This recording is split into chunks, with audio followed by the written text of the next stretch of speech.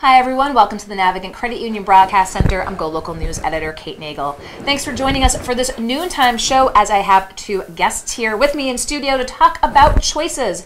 You make them, you own them, the new book on the Jerry Tillinghast story. So author Joe Broadmeadow, Jerry Tillinghast, thank you for joining us today. Thank you, Kate. I appreciate you're both coming in to talk about the book and some stories that folks might have known from the news and Jerry's past. And Joe, start with us about writing this book and getting together with Jerry to tell his story.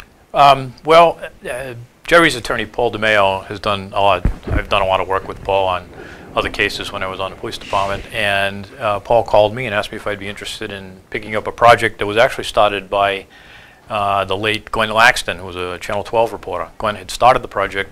He passed away.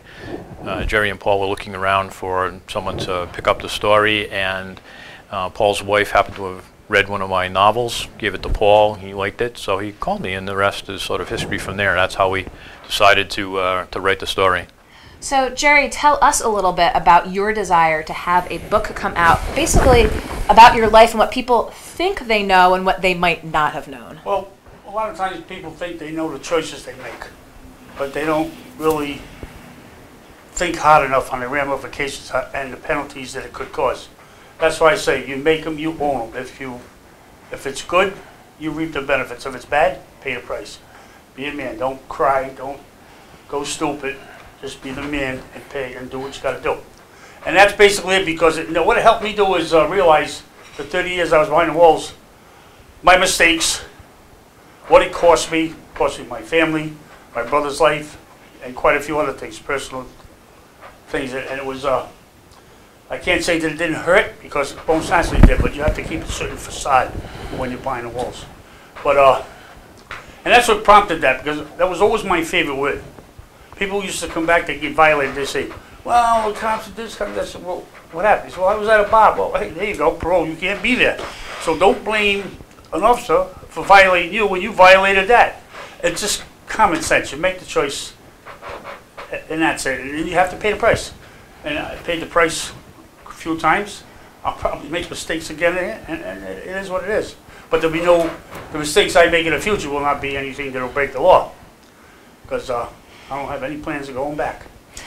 So talk with us a little bit. We had a discussion in the green room before coming on the set about going way back to Jerry's history and to Vietnam and what had occurred there. And Joe, as well, what you found out and what's in this book, this sort of catalyst, and I'll let Jerry jump in as well. But let's go back to Vietnam. Sure. One of the things that I really wanted to, that sort of caught my interest about writing the book, was to try to figure out why someone like Jerry ends up in the life that he does. Some people are born into it, but Jerry was not really born into that sort of life.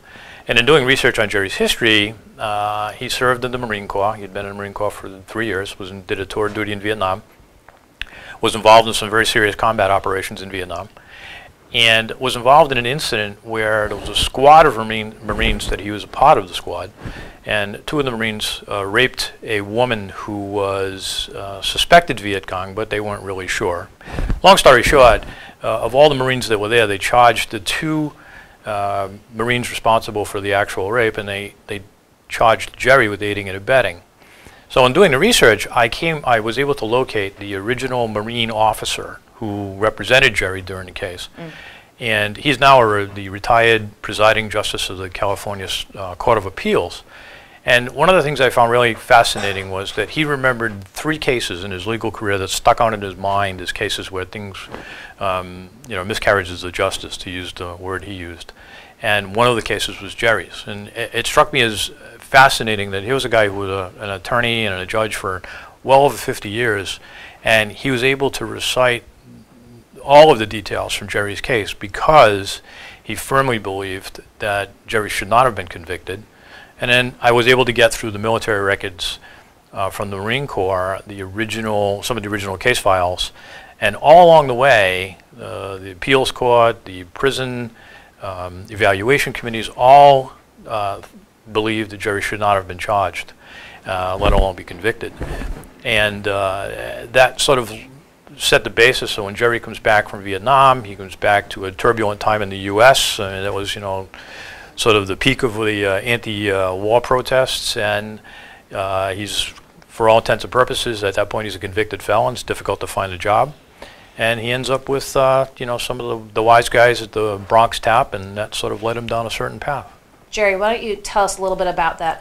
How old were you at the time in Vietnam? 21, 22. So tell us a little bit about how that impacted your life and as a turning point. Well, no way in the world did I think I was going to be convicted because I didn't do anything. The witness even verified that. And when they found me guilty, I was shocked. I was pissed. I was mad at the government. They fucked me, and I wanted to get even, but I didn't know how at the time. And so after I got out, I went to work. I went to work with my father. I worked for the city, got a job period, but I couldn't keep him because they frowned on my background, my record. So, and then slowly I drifted into certain areas and met up with certain people and got myself involved. Another stupid choice, but I made it and I live with it. I hope that helps you a little bit. So, you know, to Joe's point, I mean, was, you know, that underlying anger, resentment, and do you really feel that that was behind a lot of your decision-making process? It helped. Yeah. And at the time, I'm young. I couldn't fully understand the concept because I was just never in a position where things were explained to me, you know, by your parents and, well, this is that, you got to do this, you got to do that. My father was hard-nosed, work, forget everything else, just work, and everything comes true, which it didn't, but he still had his philosophy, it worked for him. But so tell us a little bit about getting into that life when you came back from the war and the folks that you associated with. And, you know, if folks know the news and have read the stories, they might think they know your life, well, but tell folks what they might not know. Okay, some of the things I'm not going to say because I'll be giving up the whole book. You gotta get the book. You gotta get the book. That's the bottom line, and I'm telling you, everybody's read that book said it's a page turner. They have a hard time putting it down, which I feel good, but I feel humbled. We had a book signing, and a lot of people come out for support, friends, showed a lot of love. It was very rewarding and very humbling, you know. But some things I can only touch on. Last thing I ever had any intentions of getting involved with organized crime. I didn't really know what it was. I came back from the Marine Corps, working with my father, and hung around with the different people. Then you wind up getting in. I was a tough kid because of my brothers growing up in South Providence. And the first fight I got into when I come home was I knocked out a half-assed wise guy. And things just started escalating from there. They said, "Whoa, who's this guy? Where's he coming from?" You know. But anyway, just there's a lot to it. And but how I actually got involved, that's an important part that I don't want to divulge right now, because people are going to say, "Wow, really?" When they found out how exactly you got involved. Yeah. And it wasn't my indication. I did it because I was protecting somebody. So you know, I think it's important too for people to understand that there are consequences. Jerry's a prime example of the consequences of the choices that you make, and the book is not in any way, shape, or form designed to make amends or apologies for what he did. It's designed to tell the story. But one of the things that should be evident from the book is that when you take people and you stick them in prison for something that they have done, that's a rational decision for society to do, to put people in jail. But you also have to realize that they're going to eventually come out. In most cases, they're going to come out, and they're going to have to survive. And if you merely stick people in prison as a warehouse, there are going to be problems with people. And you can see just in the recidivism rate in prisons now is 50, 60, 70%. So it's important for people to understand how someone like Jerry can come from South Providence, end up where he ended up, through a combination of things, not always things that were his responsibility. And it's something that we need to understand, as a society as a whole. You talk about that in the book, Your Time in Prison? Yes. And also, just to go back a little bit, my brothers taught me, don't ever, ever rat on anybody. I'm the only one out of the 12 Marines who were involved that day that didn't make a statement. Everybody else made a statement. I refused to, and that's one of the reasons I think I got charged, because I wouldn't cooperate with them. I was scared. My mind was, if I did that, I got to go home and face things. My friends would be looking down on me because, I couldn't deal with that. Besides, I just wasn't going to do it. Take the way it goes. And I paid a hell of a price.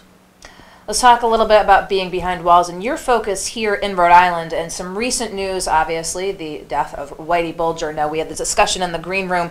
He was Mass, you were Rhode Island, but you've got some pretty strong views on the former mob boss. Number one, I've been getting calls, whoa, what was Whitey Bulger like? As the first off, I don't know him, didn't know him, never associated with him, wouldn't associate with him. And here's a guy that's fucking running around shooting people with the FBI behind him. Not everybody. You got like 10% of every law enforcement. They're assholes. I don't care. But you got all that rest. And they try to do their job. And you get people that hooked up. However he had to bite on the FBI to help him out, hey, he did it. But what I like is that I'm glad he's dead. The dirty fucking piece of shit, rat, stool pigeon, asshole. And I hope the guy that did it gets away with it.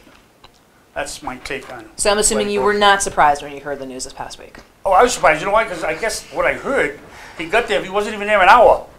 And they got nailed. And I thought that was poetic justice. That was beautiful, you know? Just 1 hour. Joe, tell us a little bit in the course of writing the book, and I'm going to go back to Jerry, of course, too. Did anything surprise you? Well, the part that I think the part that surprises me a little bit, and you also have to put it in the context of the time. In going through the case where Jerry was convicted, and I say this with with all due respect to the individuals who were involved in the case. I don't know that there was any intentional deceptions on their part, but I do honestly think that caught up in the fervor of almost anything goes when it comes to targeting organized crime. Certain things were done. They were done during that time frame. They were done with an understanding that this is the way we're supposed to do things. And what surprises me is how well known, I should say, or maybe common knowledge was that things were, if you were targeting organized crime, there were no rules. And that is not the way a system is supposed to work. That is not the way the justice system is supposed to work. And it's something that we need to be recognized. And Whitey Bulger is probably the best example of that. Yeah, Jerry, tell us a little bit about being that target and your interactions with the state police. Well, I don't try to glamorize any law enforcement or any criminal element, but law enforcement, no matter what level, what state, what government, whatever, their job is to take criminals off the street. The criminal's job is not to let that happen. Well, I hate to tell you all out there, but it's going to happen. 98% of you are going to get busted, you're going to get caught because some of you, 90% of you, maybe don't know what the fuck you're doing. But hey, that's why I made a comment. If you're going to be bad, be good at it. You know? That was, I don't know what to tell them, but there's no future in it. It's going to be the price you have to pay with losing everything. Unless you're single or derelict, you're on the park bench and you go there like, we had a lot of people used to come in just for the summer. And then come in for the winter, rather, and then go back out in the summer. Like little, you're homeless and stuff. They break a law for 30, 60 days. It comes like a revolving door. But they got to understand it. Everybody's got a job to do. Everybody's got to function. But once you make the choice, don't blame anybody. How much of the books is there about bonded vault in here?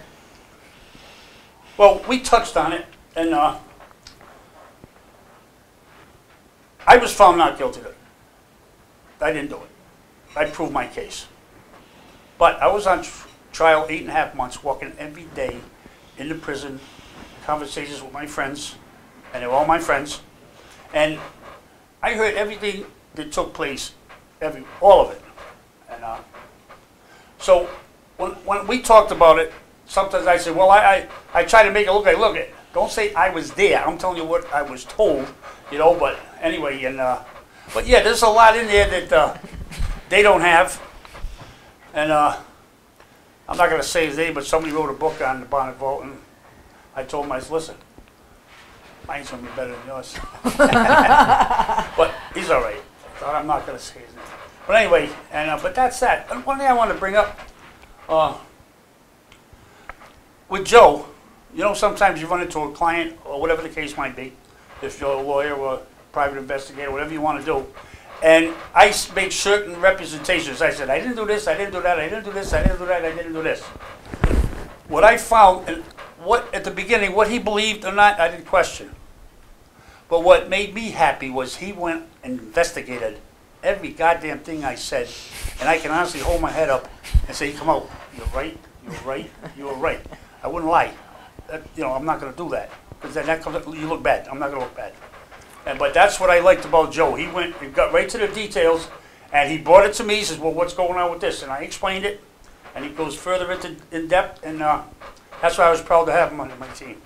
One of the things I think that I decided right from the beginning was my goal, if you're going to tell this story, you have to, like anything else, you have to be somewhat flexible. So my goal was never to go in there and to get Jerry to talk about things that people maybe necessarily didn't know, but I wanted to get him. I wanted to make sure that whatever we did put in the book, I was certain and comfortable that it was the truth.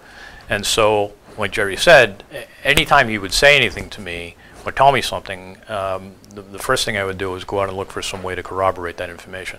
Now, some of it you can't. You can only have certain. You might be limited to the kind of corroboration you can get. But I think we did a good job of putting together the whole story and being able to back up what our contentions are in the book. And how much do you talk about George Basmati in this? Oh, That's quite a bit. you got to read that. Listen, Yeah. That's what, in other words, people say, why does it take 40 years to come to say what you're going to say? Well, number one, I'm still old school. The person that actually committed the crime was still alive. So if I would expose that, regardless of what happened to my brother, he gets charged and he goes, I couldn't do that. Once he passed away, all bets are off. They don't like what I say, I don't care. Dig up the body and ask him. I'm telling the truth. I mean, I could have waited, I could have done everything right off the beginning. I don't do that. But it's just that I had to wait, sacrifice my brother, our families and everything, but I grew up on the code and I had to follow it. How long did it take you two to write this book together? I know you said it started, the process had been there, but how long did the whole process It took take? about probably a year, because again, it's a lot of the research, getting the records from the Marine Corps and the records from the court. I read the transcripts of the bonded vault trial and the transcripts from the Basmatian case. So it was quite a bit of research that had to go into the book, talking to a lot of different people from all sorts of different walks of life. One of the things that comes out, it's really kind of interesting, is that, even police officers that arrested Jerry, for the most part, will hold him with some sort of respect, because he did what he did. He gets arrested. He was never one to fight with the cops, and that says something about him.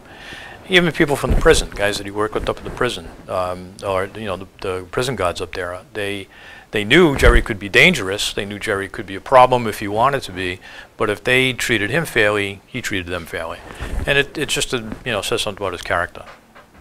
Now, Jerry keeps on saying, you got to read the book, got to read the book. Folks who have... Read the book. But folks who have and have come up and talked with both of you, let's talk a little bit about the reaction that you've gotten so far. So far, they haven't come up to us, but they posted it on Amazon, and they love it. Great reviews. And the people came here to sign up for the book. I never even knew. That's what made it humbling. People coming from all walks of Rhode Island. Some came from Massachusetts, and I really didn't know them. I knew a few, but I didn't know them, and that's what made me feel humbled. As a writer, I think I'm a little bit more attuned to the reaction to the book, because I have a little bit more of a vested interest, so to speak, in the success. But and quite honestly, Jerry's right. The reaction. I keep telling him, eventually you're going to get a bad review, because everybody gets a bad review. It's the nature of the beast. You got that one today. Right. That's good. You do. We'll leave it there. You It's do. all good. But It's his opinion. But the overall reaction to the book has been very positive, and I think it's been positive because it's not whitewashing thing. It's not apologizing for thing. It's not to blame, like Jerry said, not to blame anybody else for things that he did. He is what he is. He was convicted, and the Basmatian aspect of the book is probably the most significant, because Jerry, we use the term, he's silent no more. He tells the story. He tells the story honestly. He doesn't blame anybody else for what went on. He talks about what happened, and I think that it's a powerful message. Powerful message. And do you think, having that book, I mean, you've been telling the story, bits and pieces out there in the press and other forums as well. Is it the most comprehensive way to really, again, tell your story? I think so. That's one, but you know what? I look at it this way, and I talked to Joe about it, and Paul. I said, listen, whether it goes anywhere or whatever movie ever, we get lucky for a movie, whatever the case, doesn't matter. A lot of men or women come into this world and they leave without anybody knowing them, or anything like, what do you want to go to their gravestone? Oh, he did all that, you know, it's not going to happen. But at least, we'll use the word, say, legacy. At least I got something out there so my family can look at it and they can make their own decisions. But that's one of the main reasons that I want to do it. Plus, I want to hopefully clear my brother's name, you know, basically. So, you know, I'm asking all the bits and pieces of the book. You're telling people they have to read the book, but anything else you want to tell viewers and folks who are watching right now about the book, about your life, and Joe as well, while we have you here in studio? Go ahead, Joe. Well, I'll tell you, it's been, from my perspective, you know, I grew up in a law enforcement family. My father was on the state police. Actually, the very first time I probably ever heard Jerry Tillingham's name was from my father, you know, because the state police were big targeting. I think he arrested me. He probably did. He probably did. But the whole time that Jerry the whole time that I was on the police department, Jerry was in prison. So I never really had as much as I would have enjoyed having the opportunity to arrest him, I didn't have the opportunity to arrest him. First I said, you never arrested me, did you? So Is that the litmus test? But I had a certain perspective on things because of my background about the way people like that Jerry associated with and the life that Jerry came through. But I even think I learned a lot of things that I didn't know, and I think it's important that you don't prejudge the person till you've read the book and understand the whole story. You know, and that's, I think, important to do, is to understand the whole story. Speaking of stories, before we get to you, Jerry, I mean, you're an accomplished author now, but, you know, having the criminal justice background, at what point did you in your career say, I'm really going to end up being an author to tell these types of stories? Well, you know, to be honest, I've always lived to write. Even when I was on the police department, I would write, you know, magazine articles. I'd write them under a pen name because police departments can be funny. But I really took it seriously. Yeah, I took it seriously about 5 or 6, maybe 7 years ago, and started to work on novels. And being a police officer, you know, the stories, it's just a world, a whole world of ideas. I have to live to be about 190 to write all the stories. So there's a lot of opportunity out there to write stories, and it's a lot of work. It is a lot of work. It's a lot of fun, but you know, and this is the first nonfiction book that I've done. We have a couple others that we're in the process of working on. So it's been it's a lot of fun writing, and so far the reaction to most of my books have been pretty good. There's always those bad reviews in there, but that's just the nature of the beast. Yeah. And Jerry, working on the book? What? Thoughts on working on the book, working with Joe? Another book? No, your thoughts about the process and having gone through it and getting everything out. Let me tell you something, I was very impressed because he was very diligent. He got that, and we had to go through transcripts and records that God rest his soul, Glenn had, and some of it was mixed up. He had to cipher it all out and see what was valid, what wasn't valid, what we could use, what we couldn't use. And he always conferred with me, what do we want to do, what do we want to do? And the thing with my book is that me and Joe, we figured out from the beginning that whatever you say, let's just say, you hypothetically, he interviews you, you say, well, Jimmy's an asshole, it's going in the book. Because I have a right to counter it if I want to. Well, but I better let the people think for themselves. So they're getting it straight from the source, not listen to somebody's biography, go write it and all the way through their opinion on everything. That, to me, that's boring. At least people got a shot to listen to somebody that's really saying what they're saying, whether it's good, bad, or indifferent. And I like that. And that's the way we went with it, you know? One of the things I told Jerry from the beginning, I said that, you know, no matter how we write this book, there are going to be people who are going to pick it up, they're going to look at the name, and they're going to say, this is all just bull. He's just trying to make excuses. And then there are other people that might know Jerry, they're going to look at it, and they're going to say, yeah, this is everything in here is absolutely, that's why he got screwed. And I said, we're really writing the book for the people that don't really know the whole story. I mean, everybody in Rhode Island, if you said, I always say Jerry's name is really Jerry Tillinghast, mob enforcer. That's his whole name. And there are a lot of people who don't know that, you know, there's another. And actually, I'll tell you a quick story. His son, Jared, I interviewed all of his family, and they had their own perspectives that are in the book. And Jared had a really interesting line. He always said, I always tell everybody there's a first name before my last name, because they'd hear the Tillinghast name, and that would automatically set off bells and whistles. And he said, I always used to tell everybody, I have a first name before I have a last name. I'm not that name.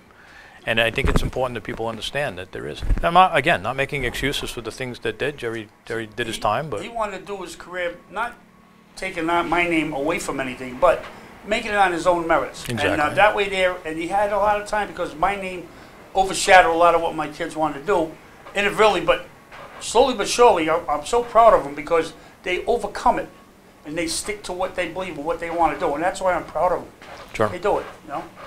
And bottom line, the subtitle, choices, you make them, you own them. Really sort of the crux of the Well, of the thing the of it book. is, it's with the rage, regrets, redemption. Rage was coming back out of the government fucked me. And besides, I love America. I'm a patriot. I would go and fight right now if they let me. You know, that's how I feel about our country. Even though they screwed me, it wasn't this era. It was 4 eras ago. But the thing of it is, it's I don't know. It's a tough one to really, but I think what he's getting at is the subject. He went through the process. He came home angry, so there's rage. yeah, see, that's what we did with the rage because I was pissed. And back then they had in the book they had the riots were starting in Watts. There's a good story in there about what I did in South Providence when that riot was going on. But you gotta read the book. Gotta Read the book. Jerry says you gotta read the book. Yeah. Which you can get on Amazon and bookstores in the area. Yep. Yeah, the bookstores can get it. It's on Amazon in both printed and Kindle format, and I do anticipate that there will be an audio book format coming out. And the regrets part was, I really thought about it, and I regretted ever getting involved. What it cost me was not worth it. And redemption, that's what we're trying to do. Well, I appreciate you both coming in to tell the story of making of the book, what was a little bit in the book, because as Jerry said, you got to read the book. So choices, you make them, you own them, the Jerry Tillinghast story. Joe Broadmeadow, Thank you very much, Kate. Jerry Tillinghast, thank you for coming in. And thank you for watching us here in the Navigant Credit Union Broadcast Center. We look forward to seeing you next week back here. Have a great weekend. Stay tuned with GoLocalProv.com and catch us on Facebook. I'm GoLocal News Editor Kate Nagel.